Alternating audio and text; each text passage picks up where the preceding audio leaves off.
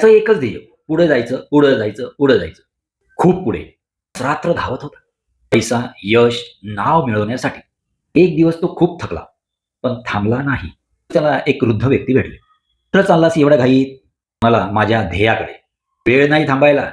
वृद्ध हसले आणि म्हणाले, "ध्येयापर्यंत पोहोचशील रे, पण स्वतःला कधी भेटणार?"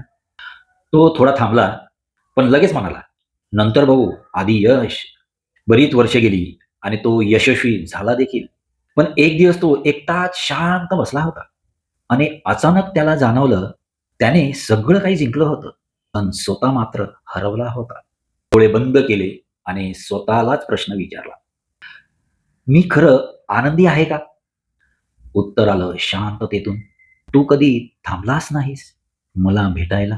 त्यावेळी मात्र त्याच्या डोळ्यात पाणी आलं. म्हणून मोहीम मॅन सांगते, जीवनात धावणं गरजेचं आहे, पण कधी-कधी थांबणं त्याहूनही महत्त्वाचं असतं. कारण ध्येय गाठणं यश आहे, पण स्वतःला ओळखणं हेच खऱ्या जीवनाचं समाधान आहे.